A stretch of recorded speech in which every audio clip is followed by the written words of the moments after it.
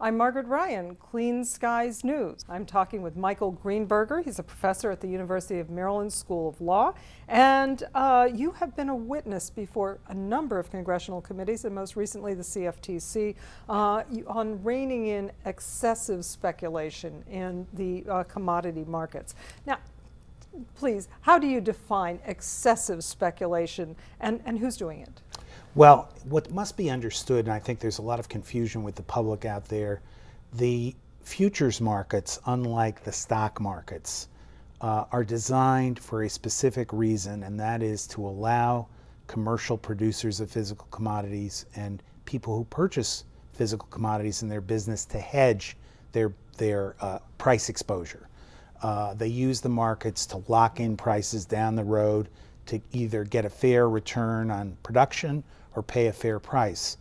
And Franklin Delano Roosevelt in 1934 recognized, because farmers were telling him such, that unless speculation was controlled within those markets, the markets would become unmoored from supply-demand fundamentals. And in the 30s, before the markets were regulated, the farmers were going ballistic because the prices were not functioning smoothly. They were either too low, too high, and they recognized that they needed speculators to create liquidity in the markets. That's the people who come in and invest and buy against. Right, who don't have any real interest. They don't, for example, in the natural gas market, they don't produce it, they don't buy it. They just want to bet on the direction of a price. And they're invited in as a public benefit to create liquidity for people who are trying to hedge. Once too many of them get in, the market becomes unmoored from supply demand, and prices tend to, especially recently, shoot way out of control. Okay, we have natural gas prices just in this past week. Futures market is in a big contango. You have an unusual 40-cent gap between the near month and the next month after it. You have a $2 difference by the year's end, $3 by late next year. Is this a market unmoored from the fundamentals? This market is quite unusual in that the near months, I think, are 10. In other words, when you buy a contract, it expires on a certain month. The months that are coming directly at us, the price seems to be supply-demand oriented. But then you go out, usually the prices go down the further you go out. Here the prices have gone up, and there are many reasons for that, one of which is many of the speculators are assembling their investments in a way that don't relate to what the near months pay, but what the far months pay. For example, there are so-called exchange-traded funds that reward bets that are placed not on the near months, but on the contango months, the months far out. So the speculators are really working aggressively in the markets that are far out. In the near months, this market, natural gas, one particular market, there is a lot of competition between exchanges. And ever since the Amaranth hedge fund failed in 2006, Amaranth was an enormous hedge fund that I think we can say conventionally cornered the natural gas market. And it was determined they did so by getting out of a regulatory sphere and doing their trading away from oversight. And ever since that has been revealed, the non-regulatory exchanges have been brought under more controls by the CFTC. So the near months have this regulatory competition, level playing field. You can't escape the controls. But on the out months, there's been less regulation. And you can, if you're betting on the market, and not betting on the near months, but saying, I'm going to bet that a distant month is at a certain price, that's going to tend to drive those months up.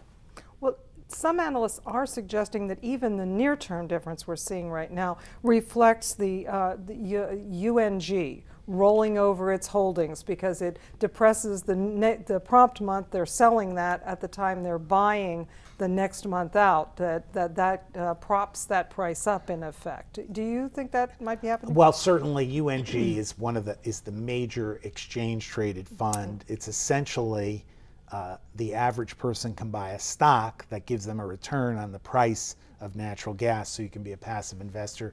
And I think there is a lot of discussion about UNG distorting the markets. My own view is they tend to distort the markets more in the out months than they do in the near months. Now, of course, if the out months are very high, it's going to cause the near months possibly to be higher than they need to be for supply-demand fundamentals, and it's perhaps those people who are in these physical markets believe that even though the price is relatively to other prices pretty low, and relative to history pretty low, that they're still too high for supply-demand purposes. Now, what is the larger social issue here? I think you touched on this earlier. I mean, what does it matter to the general public if UNG or any other investor distorts the natural gas, natural gas futures market, even if inadvertently? Well, if you take, for example, natural gas, but we could talk about any physical commodity, wheat, crude oil, whatever. If the hedging purposes, the tension between the supplier and the purchaser are distorted, the tension between trying to get the best price return and buying something at the best price tends to adhere to market fundamentals. So the ultimate consumer of a product that is made through natural gas, and I think many of our products are natural gas dependent, if supply demand is working, the consumer will pay a lower price. If speculators go in and game the system, the price that the producer and the consumer of natural gas pay is high, and that's passed through to the consumer. Now, it's one thing if the consumer is paying so we have more exploration or we're building more wells or pipelines, but if all they're doing is paying so a trader sitting on Wall Street buys a great summer home in the Hamptons, that's not good. And that's why the consumer has to worry about these markets. What do you want to see Congress and regulators do about this situation? Well, in the first instance, for many of these issues, the law as it stands can be used to tamp down speculation in the markets. And frankly, we've just had a series of hearings in front of the CFTC, and my estimate is that the new chair of the CFTC, Gary Gensler, is keenly attuned to this problem, and he is going to use tools that are available to him, position limits that limit the participation of speculators, encourage hedging, low prices, let some speculators in to help the hedgers, but keep the excessive speculation out. And if he follows through on some of his proposals in that direction to tamp down speculation, all of us are going to benefit. We'll be paying the market price. We won't be paying for somebody's summer home in the Hamptons. And Congress, does Congress have to take any action? There are some of these markets are now beyond the jurisdiction of the CFTC, so you can go outside of a regulated market and create what's called a swap or a private bilateral transaction that mirrors the regulated market. My own personal view is I think if the CFTC acts within its regulatory scope, we're going to see prices go down. If the Congress, and they're beginning to talk about this, the Obama administration has put forward legislation, regulates the entirety of the markets, the prices will go down even more. Okay. Michael Greenberger, professor at the University of Maryland School of Law, thank you so much for joining us today. You're welcome. It was a pleasure being here. And I'm Margaret Ryan, Clean Skies News.